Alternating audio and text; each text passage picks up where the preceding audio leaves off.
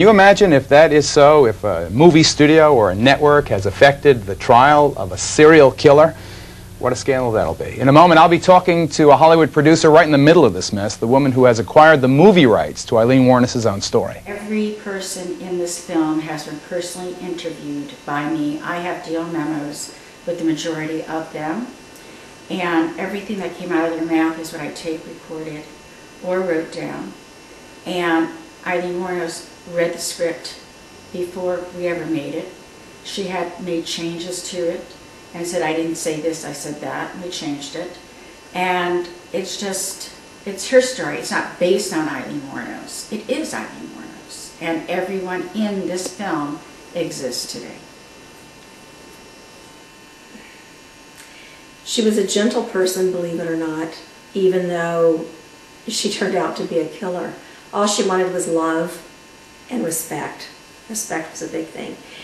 Well, you know, we had hired another actress who looked very similar to her, and the other actress just couldn't do it. After 2 days, had an emotional breakdown and said, I just can't play this character anymore.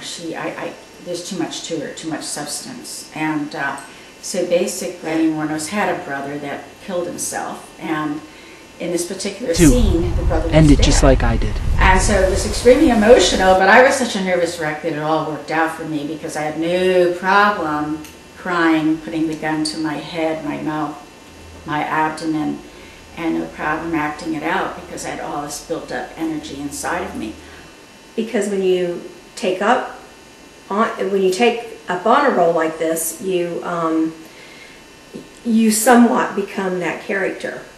You know, you're the character, and there's a lot of emotion attached to this character. There's a lot of dysfunction attached to this character. At the same time, this film was done when Aileen was still alive, and this film was done with actual interviewing Aileen, and it was from her words, from her mouth, that this whole movie was based on. What's your name? It's Tom. Oh, Tom. Yeah. Jackie, our producer, interviewed Aileen Wuornos in prison, and she has got, oh my gosh, probably 20 hours or more of audio tape. So everything was taken directly from this audio tape. Aileen also had a brother by the name of Keith. And Keith and Aileen were very similar. There were a year difference in age, and they looked a lot alike. And Diane would have them over sometimes during the summers, you know, but they were a couple of handfuls, and so Diane would always throw them out into the streets. And eventually her grandmother and her grandfather ended up doing the same thing. They were both on their own and living in a car by the time they were 13 years old. They didn't live at home. They lived in abandoned cars. And then Aileen Wuornos also had a child, a son, but still is alive today, that she gave up, you know, when she had him. She never knew his name or anything like that, but he's around. And I thought we should have checked DNA because of this son. And when I went to Attorney General John Tanner and Robert Butterworth in Florida, they said, we don't want to know anything about her. We don't want to save anybody. We just want to kill her. And they did. You're getting rid of me over a movie of the week? No, buddy, it's not like that at all. It's just, the three of us can take care of it. You know? Sarah was a gentle soul, and even though Aileen kind of went to murdering men, which is so wrong to murder anyone, Tyra never did. And I think because Aileen stepped over that line into that, I think that she had a lot of jealousy for Tyra, not only being jealous of her when anyone spoke to her, another woman, another man, anybody. She wanted her totally for herself. She wanted total control over Tyra. But I also think that once Aileen stepped over this line and started murdering people, I think she had even more jealousy for Tyra, because Tyra had a clean slate and she didn't.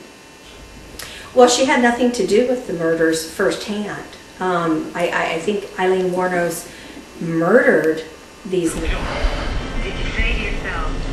We have an attorney, and he wants you to be part of the CBS package. You, Benninger, Munster, and myself for the movie of the week.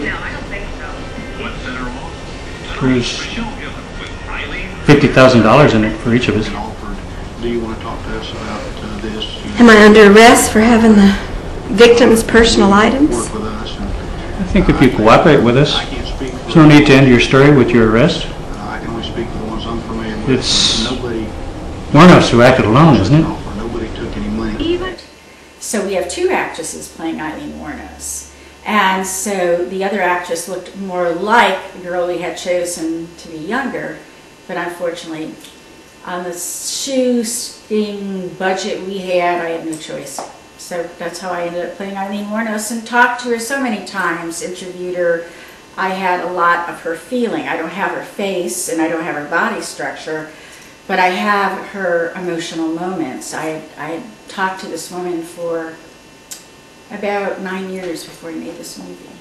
And I was the only one who had her sign rights. I had a signed contract to make this movie, dated January 9th, 1991. And I'd made a promise to her that I would make this movie, even if it meant making it with no money. And I would make it before she died. And that we did accomplish. No, wait! I will teach you respect! You made me into who I am. You taught me respect. I knew. You turned me into what I am.